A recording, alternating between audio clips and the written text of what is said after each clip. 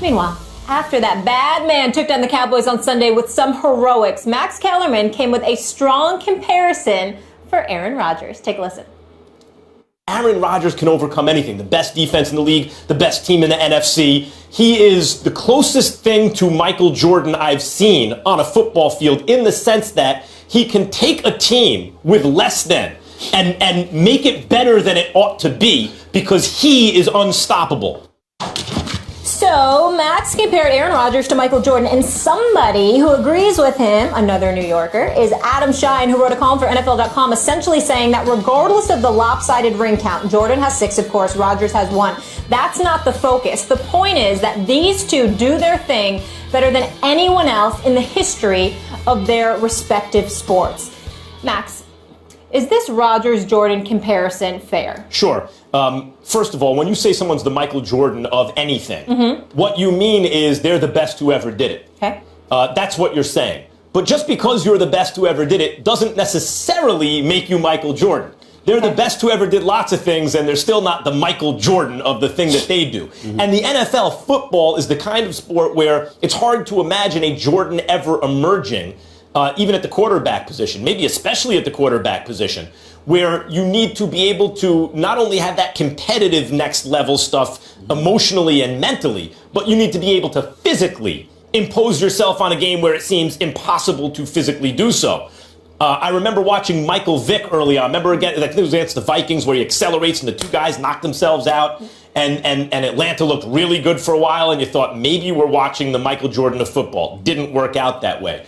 And Andrew Luck and Cam Newton, when they came out, maybe we can see that next thing. It hasn't quite worked out that way for any one of those guys. But Aaron Rodgers has physically imposed himself and competitively imposed himself in the NFL as the closest thing to a Michael Jordan.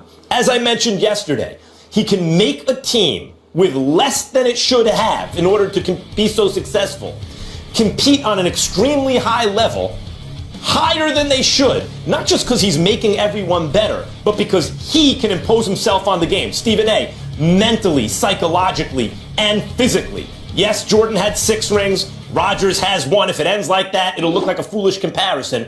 But you tell me another football player at the quarterback position who has even been in the conversation like this. Could he be the Michael Jordan of football? Well, first of all, I don't have to, because I'm the one that said he's a bad man. So I have nothing to confirm. I have nothing to prove in that regard. What I would say to you is that I'm diametrically opposed to the comparison, but not because of the individuals, but because of the sport itself. When I think of Aaron Rodgers, I think he's absolutely phenomenal. Whether he's skating inside or outside the pocket, the way he dances in the pocket and makes things happen, the way he scrambles out of the pocket to his left or his right and is still able to make things happen. The throws that he makes, particularly the 36-yarder to Jared Cook, that's one of the all-time great passes. I put it right up there with Eli's pass to Mario Manningham in the Super Bowl against the Patriots back in 2010 or so. I think about 2011 rather. I think about things like that, and it resonates with me. But the reason why I avoid calling a quarterback or anybody else in football that Michael Jordan is because when all was said and done, Michael Jordan could say, give me the ball and move the hell out the way. Aaron Rodgers still has to hope that Geronimo Allison, to Richard Rodgers, to Ty Montgomery, to a Randall Cobb, to a Devontae Adams can catch the pass. Don't get me wrong, it's not his fault. Like, let's say, for example, Jared Cook dropped that pass. Just work with me here. Let's say, for example, that Jared Cook dropped that pass. All right, we'll be like, damn, that was a great throw by Aaron Rodgers. How could he drop that pass? And we'd move on. With Jordan, you don't get to do that. I think you're taking that a little bit literally. But I am. No. You don't like the comparison regardless of who it is. That's why I said it's the sport. It's not the individual. Because what I'm saying to you is that Michael Jordan gave it to John Paxson, one NBA Finals victory. He gave it to Steve Kerr, another. But you know why he's Michael Jordan? Because we remember the flu game against Utah and what he did. We remember when he dropped a double nickel on the Knicks after everybody was complaining about him gambling in Atlantic City. We remember those individual exploits where it didn't matter what other 9 dudes were on the court with him, 4 with him, 5 against him. He could do it, whereas in football, you usually have to depend on somebody else. That's why I hear what you're saying, but that's why it shines a spotlight even more intense on Aaron Rodgers' greatness, because If you have a crew in the NBA, the best player in the world, if he has a crew, he's going to win the finals. That's how it works. With rare exception, that's how it works. If LeBron James has championship caliber talent around him, he's going to go all the way. It's not the way it works in football. You can have the best quarterback on the most talented team. They might lose because it's one and done. And, any given Sunday or Saturday or whatever the case may be. But in the NBA, this is, by the way, same thing in the tournament, college tournament. One and done, best team doesn't always win. In the NBA, given that basketball is not probabilistic fundamentally, it's deterministic. Yeah. Best team wins. A best-of-7 series will produce the winner, but that even highlights Aaron Rodgers even more because he's not working with that much right now. We already know the best team doesn't necessarily win, and yet he's the closest thing we've ever seen in the NFL at quarterback to give him the ball and get out of the way. He makes receivers better. Right he makes now, everybody better. The best ever? Or right now? We're not talking about the greatest of all time or the most accomplished. Tom Brady is more accomplished. Joe Montana is more accomplished. That's inextricably tied to their team, their coach, their offensive line. But you were saying Jordan, when you use the comparison, it's for somebody the best ever. Is he the best ever? He is the best I have ever seen. Yes, I believe Aaron Rodgers is playing quarterback at a level that has never been played before. I think, and I said this before, from a talent perspective, Aaron Rodgers is the greatest quarterback I've ever seen in my life. The Green Bay Packers don't win 3 games this season without Aaron Rodgers if they didn't have Aaron Rodgers as quarterback. So I get what you're saying. But again, when we talk about, we constantly talk about the Michael Jordan of this, that, or the third. We have to understand that Michael Jordan could individually and single-handedly take over with no help. Because there were times where I watched the Chicago Bulls, at least offensively, not defensively, of course, but offensively. So you don't think quarterbacks can take over a game? No, I understand they're reliant on other positions. That's all I mean by that. Yeah. They're reliant. But, I'm telling you right now. That's what we're really talking about, Stephen A. I think that's the crux. That's really, I got it. That's the point of this is that there's a reason that to this date, there's never been a Michael Jordan. Who's the Michael Jordan of football history? Jim Brown? There's always an argument about that. But what I'm saying is... Now maybe one's emerging. Yeah. But what I'm saying is because of the sport itself, it can't happen. I literally saw Michael Jordan, just like I saw a Kobe, just like I saw other individuals individually take over, and everybody else was just standing around spectating. Aaron Rodgers, different sport. You got it exactly. Okay, that's why understood. That said, with that as the premise that it's a different sport and you can't exactly have Jordan, is Aaron Rodgers then the closest thing we've seen to it? Because you ask anyone, now, who's the Michael Jordan was at one time?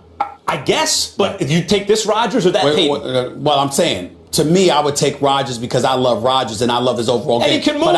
But I saw Peyton Manning literally with this and how he would pick defenses apart. In the playoffs. The Colts at one time with the Colts. When they won a championship, they beat Chicago. They beat New England in the AFC championship game. Rex Grossman in the rain. No, but they beat Tom Brady and the Patriots in the AFC championship game. Yes. The lopsided ring count, though, still hurts him. In my humble opinion, I take Tom Brady, but that is for another day. Let's get into Aaron Rodgers in some family business. He's refused to answer questions about issues going on with his family, rightfully so, but his father, on the other hand, a different deal. So Rodgers' dad, Ed, answered questions about the feud during an interview with New York Times that was held in the days leading up to Green Bay's win over the Cowboys on Sunday. Ed confirmed to the Times that the family hasn't spoken with Aaron in over 2 years, saying fame can change things. Now, the Rodgers family feud went public in July when Aaron's brother Jordan was a contestant on The Bachelorette.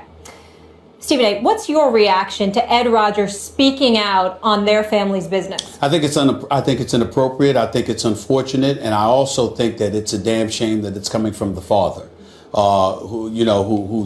this is the son. And listen, when people sit up there and say that fame changes folks, they're usually not talking about themselves, and it usually relies with themselves. The person that all of a sudden becomes famous and all of a sudden becomes rich, actually what you want is you become more insulated and you become more at peace. I can speak to this from experience. No, I'm not a professional athlete, but I'm on national television every day, and the check ain't bad. Life is kind of good for me. You understand? I'm still that same dude. All right. I like my privacy. I like to live my life the way that I want to live it. And that is that. But the people around you from time to time can change because their expectations build, because they believe that they're supposed to be a part of it and they're supposed to reap the benefits from it. So they're usually not talking about themselves. I'll just close by saying this.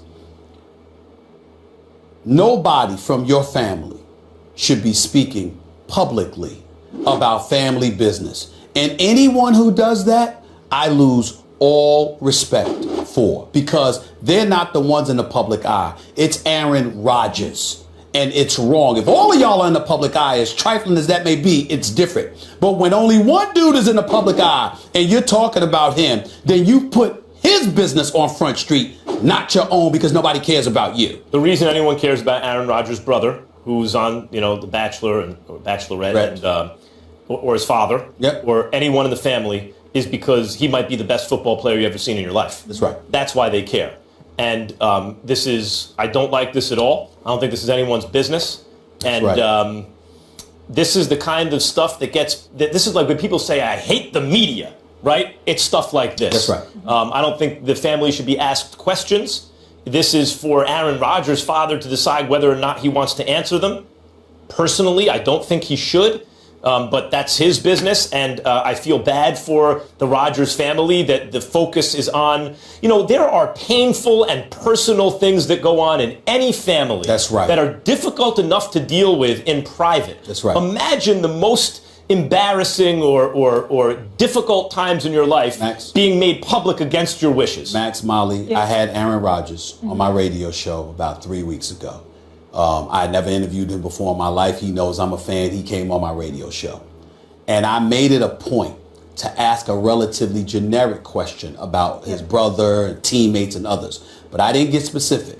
I specifically said, is there anything that you would like to say based on whether it's from your brother, your family, your teammates, former or present, who have had things to say about you? Why? The teammate is one thing. Ex-teammate like a Greg Jennings or somebody else is one thing.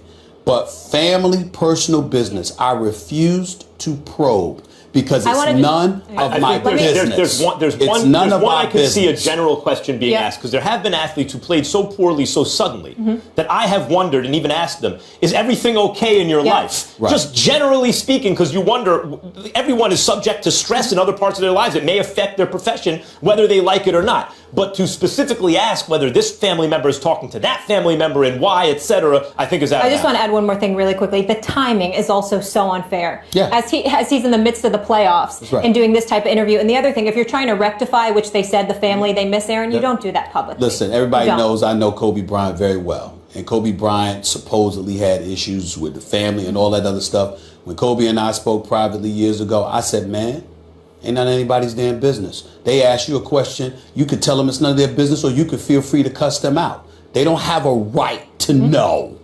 It's not their business. 100%. And folks don't get to see. People need to learn to curse people out like me. I'm trying to tell you. It's right? Don't kick rocks. They really, that's the PC version for FCC airwaves. They need to learn to curse people out like I do. Coming up.